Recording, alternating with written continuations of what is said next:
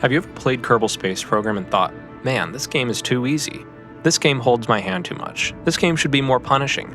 I wish going to space was harder. Then do I have the career playthrough series for you.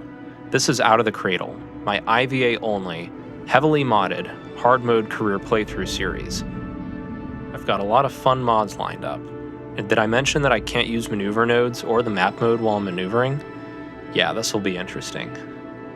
Obviously, hard mode, none of this reverting flights, quick loading, all the G limits, all the part limits. Of course we're going to need signal for control.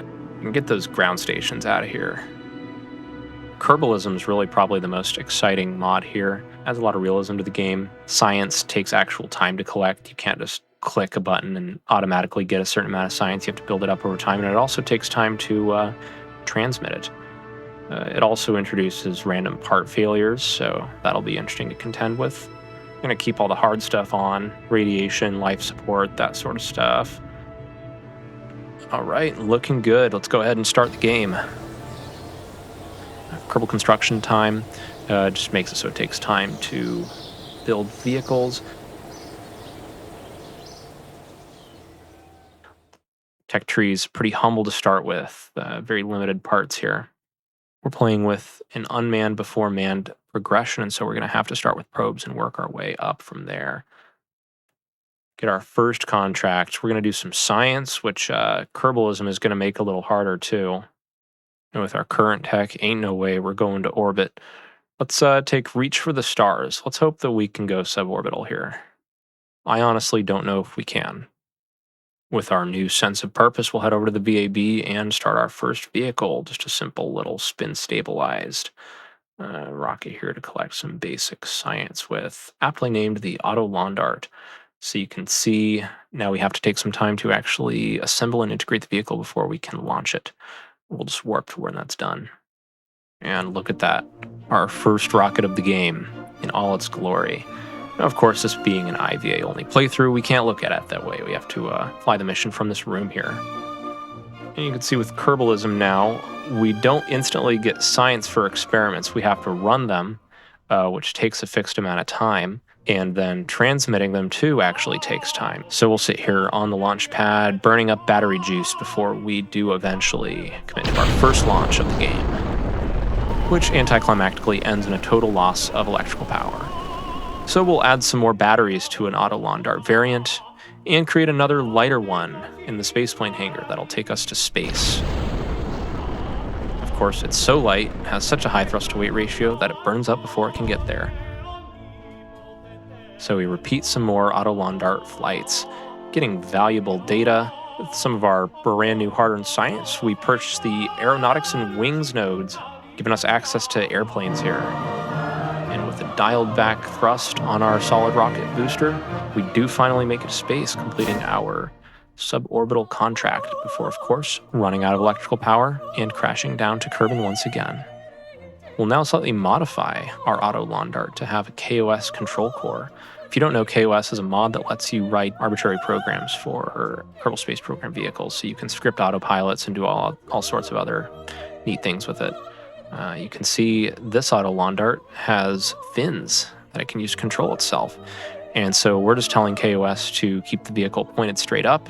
And so when we start descending, it'll kind of pull the nose as high up as it can and glide, buying us a little bit more time to farm some science. In the airplane side of things, we do have our first airplane, the Otter 1, piloted by Jebediah here. It's a good-looking aircraft, pretty simple, nothing crazy to look at, but it is going to net us our first flight contract. And hopping into the cockpit here, you can see I've modded some things out, gotten some nicer IVAs. These just give us better instruments, let us fly the planes a little more safely and accurately here.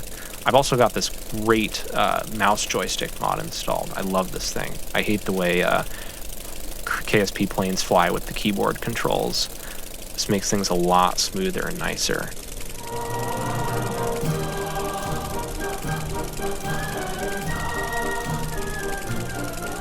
So anyway, we'll get some science, and that gives us an excuse to fly around the KSP and loiter for a long time before eventually we swoop back down to the runway and make our first ever landing. And luckily for us, this is an anticlimactic landing. We can walk away from this one, hop over to mission control, get a contract for flying to 2,500 meters, and we're not even going to recover. We're just going to get right back at it. We have a full bag of gas here. Jebediah's rearing to go, so let's take off and do a ginormous freaking corkscrew up to 2,500. Get some more science. I think with Kerbalism and science taking so much time to register and transmit, we're going to have to rely pretty heavily on aircraft to get enough science to progress our tech, at least for the early game. We can also do a lot of small-time contracts to just keep building our reputation and funds. And so I kind of want to do an initial push on aeronautics. And back down again. Another graceful anticlimactic. Oh. And, you know, no reverts. Jebediah dies. He really dies. So we waved off that landing.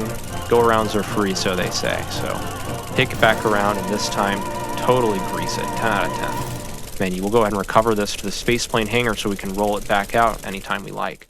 And we'll just keep going back to the R&D center and keep progressively researching more technology so our rockets can eventually become more useful. Essentially, we'll just keep taking this plane out for spins to collect more and more science. You know, with having to spend actual time collecting science and transmitting it, we're going to have to rely on the planes a lot more to progress in the game. Get some more EVA science real quick. So with planes, we can travel to new biomes. We can spend more time loitering to, you know, get all that science that now takes time to gather and transmit. And I was out over the ocean near the Island Air Center when I experienced one of the many fun things that Kerbalism has to offer when... Ah, hell. Okay, here we go. My engine just quit on me. So I think we're going to have to try to glide back to the Island Air Center. Yeah, there it is. Let's see. I think we can make it here. Just establish a nice, gentle glide in. I swear this isn't scripted. We just got really lucky for where the engine quit here. And glide it in. No go-arounds this time. And luckily nice and safe.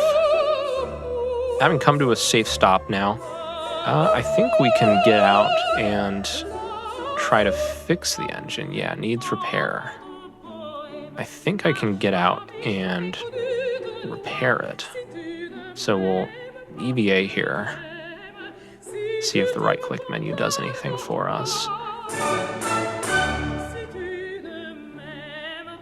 And yeah. All right, look at that. Now stop for a second. There's something really important that I forgot to do. Do you think you know what it is? And... No! Oh. Okay. No. Okay. I left the power on. I totally left the throttle at full. I never turned it off. Oh. Please come back. So luckily, the plane just sort of drifted out of physics range and came to a stop, and I was able to recover it that way. Not exactly the cleanest move, a little embarrassing there, but hey, at least we didn't lose the airframe. Coming back to rockets now, we have a taller, sturdier auto lawn dart, this time with an actual autopilot program written in for it. So I waste a bunch of time trying to load it in, and there we go, look at that. And so I violated one of my rules here. We're in third-person view because I'm using this vehicle to log pressures. We're sampling atmospheric pressures with altitude, which will feature pretty prominently in the corresponding Kradle explained episode here. But for whatever reason, if we're in first-person mode, KOS won't log the pressure data accurately. So as you can see, I found a camera view that sort of complies with the spirit of the IVA-only restriction here. And after that, we keep doing more and more science in the plane with a few hiccups along the way. And at long last, we come to the auto cannonball. So named, of course, after Newton's cannonball, because this vehicle is supposed to go to orbit. Now, it's an unsightly looking thing. And you'll see what those decouplers are supposed to do in a second here, but we don't really have any reaction control systems or reaction wheels yet, so staying stable for orbit's going to be a challenge here. You can see I've also written a complete guidance script with KOS that the vehicle is going to fly to get up to orbit. So let's get going. Big moment for the space program here.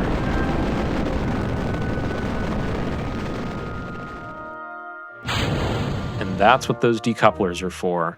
We're going to try to spin stabilize the spacecraft as we come up to apoapsis and do a circularization maneuver here. This is actually similar to how some of the early US satellites stabilized themselves for getting into orbit. This, however, did not work on the first try. And so using the crash simulation mod, I simulated and simulated and simulated and simulated and simulated. Oh. Until at long last, I think I had something that worked. So we spin it up.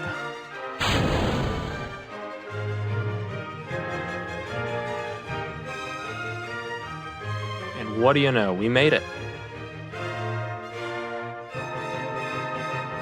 And just look at that. IVA only, I know, but I couldn't resist getting a bit of eye candy here. I need thumbnail content after all. And with some of our new science, we've constructed a pointier, more streamlined auto lawn dart that we're going to use to keep sampling the atmosphere. You can see here we have an upgraded Otter 1 with a strange addition on the left wing. We have Valentina, who is going to play her part in fulfilling a skydiving contract. That's right, she's going to jump from the plane and parachute to safety. When we go in first person, what a view.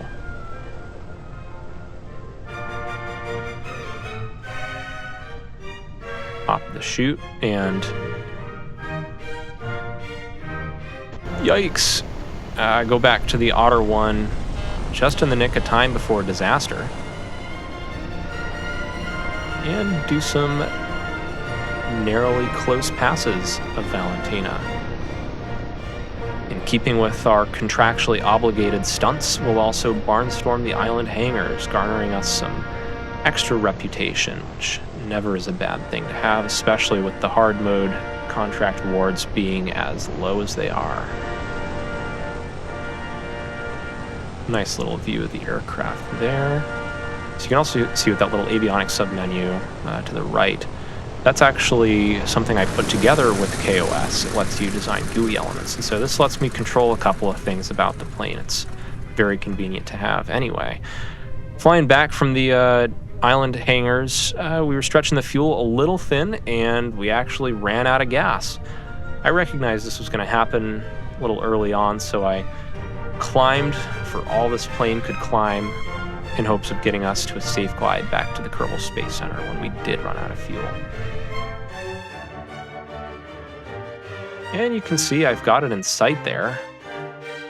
All that remains now is just to spiral down and make a safe, empty landing, and hope the bean counters at the Kerbal Space Center don't chew me out too hard for this.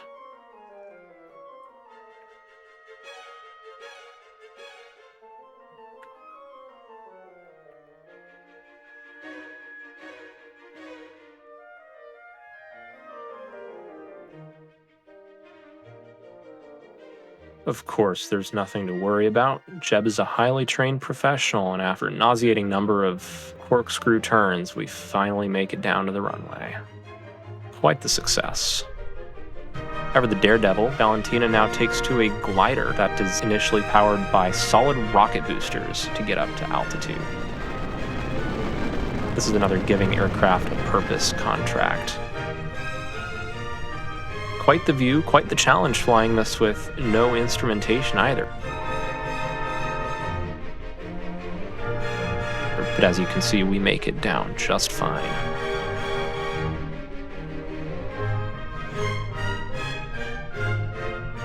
Well, so this is where we stand now.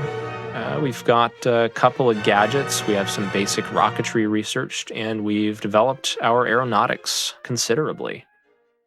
And so we'll take a contract to test a part in orbit, since after all, money is the only reason we do anything here at Orbital Green Friend Industries. We're going to test this little piece of landing gear in orbit, which I've uh, placed atop our new RCS stabilized spacecraft as a sort of dunce cap. And with the vehicle built, we'll once again use KOS to guide it to orbit.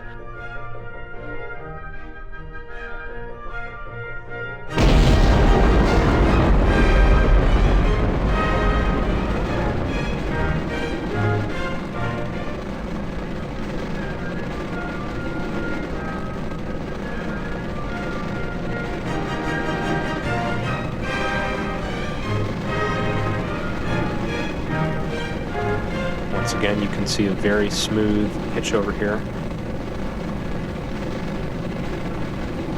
And so I've actually programmed KOS to fly a gravity turn here, or something really close to a gravity turn. Did some pretty interesting stuff to get this to work.